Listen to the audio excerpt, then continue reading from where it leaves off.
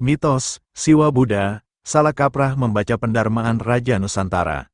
Sering kali muncul pertanyaan sederhana namun mendasar dari sudut pandang awam, benarkah Candi Jago adalah semata-mata Candi Buddha, atau Candi Hindu, sebagaimana yang selama ini diajarkan? Jika demikian, mengapa dindingnya justru dipenuhi kisah-kisah dari Mahabharata dan Ramayana yang secara kronologis jauh lebih tua daripada institusi agama formal tersebut? Pertanyaan ini membuka ruang kritik yang penting. Apakah label keagamaan yang dilekatkan selama ini benar-benar lahir dari pembacaan ilmiah yang utuh, atau justru hasil penyederhanaan bahkan pemaksaan oleh kerangka historiografi tertentu? Menjawabnya secara akademik menuntut kita kembali pada data kronologis dan struktural. Mahabharata, yang secara tradisional dikaitkan dengan Vyasa, memiliki lapisan teks yang diperkirakan sudah ada sejak abad ke-8 hingga ke-9 SM, dengan bentuk awal sekitar 400 SM. Artinya, nilai-nilai yang dikandungnya seperti Dharma, Yoga, dan Tapa telah hidup jauh sebelum agama-agama seperti Hindu dan Buddha dikodifikasikan dalam bentuk institusional. Maka ketika tokoh seperti Arjuna dan Kresna muncul di relief Candi Jago, kehadiran mereka tidak bisa direduksi sebagai pengaruh agama tertentu, melainkan harus dipahami sebagai representasi falsafah universal yang telah lama mengakar dalam peradaban manusia, termasuk Nusantara. Pertanyaan berikutnya yang sering muncul, jika demikian, lalu bagaimana posisi Manjusri di puncak candi? Bukankah ia identik dengan Buddhisme? Jawaban tegasnya adalah, tidak sesederhana itu. Dalam pembacaan lintas tradisi, Manjusri dapat dipahami sebagai personifikasi kebijaksanaan, prajna, yang melampaui batas sektarian.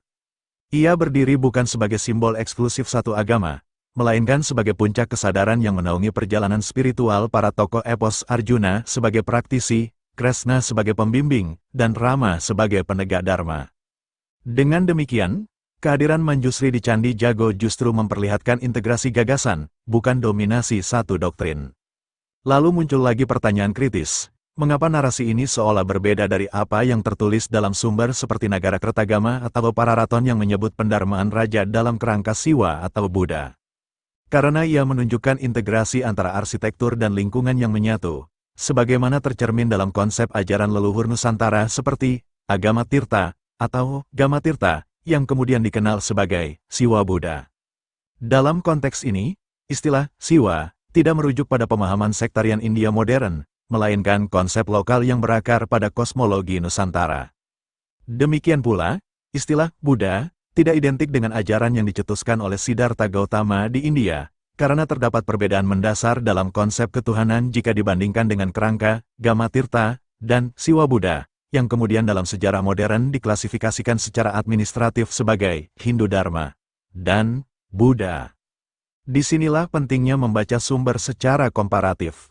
Perbedaan data termasuk soal tahun wafat Wisnuwardana atau penyebutan dualitas Siwa Buddha justru menunjukkan bahwa kategori keagamaan pada masa itu bersifat cair dan simbolik, bukan kaku seperti pemahaman modern.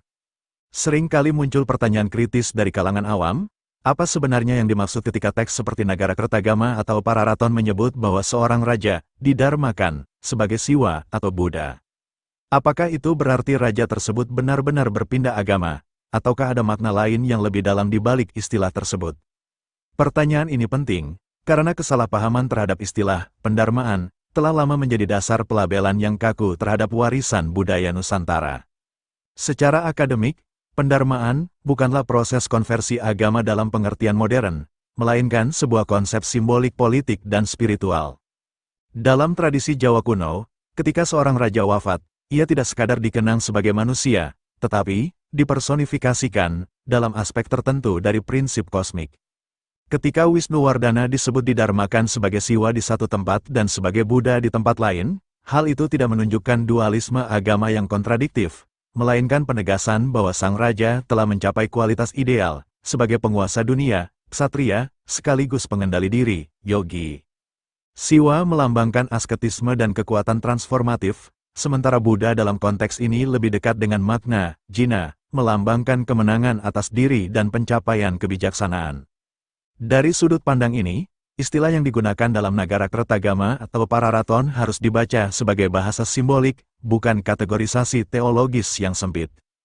Penyebutan Siwa atau Buddha adalah cara masyarakat saat itu menerjemahkan kualitas kepemimpinan dan pencapaian spiritual raja ke dalam idiom kosmologis yang mereka pahami. Dengan kata lain, pendarmaan adalah proses pengangkatan makna, di mana seorang raja ditempatkan dalam tatanan semesta sebagai representasi nilai-nilai universal bukan sebagai penganut eksklusif suatu agama tertentu. Bahkan tindakan Adityawarman yang kemudian menambahkan Arca Manjusri dapat dibaca sebagai upaya menegaskan kesinambungan falsafah, bukan mengganti identitas religius candi. Dari sini, pertanyaan awam terakhir sekaligus paling menggugah muncul. Jika semua ini bukan semata Hindu atau Buddha, lalu apa sebenarnya Candi Jago itu?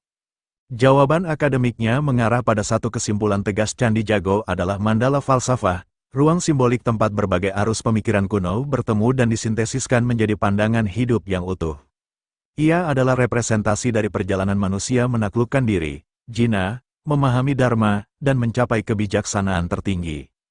Pada akhirnya, pembacaan ini bukan sekadar upaya merevisi label, tetapi mengajak kita untuk berpikir lebih dalam dan lebih merdeka. Sudah saatnya kita tidak lagi menerima klasifikasi secara pasif, melainkan menguji, menimbang, dan memahami warisan leluhur dengan kerangka yang lebih luas dan kritis. Sebab hanya dengan cara itulah, kita tidak sekadar mewarisi sejarah tetapi benar-benar menghidupkannya kembali sebagai sumber pengetahuan dan jati diri. Oleh Santo Saba.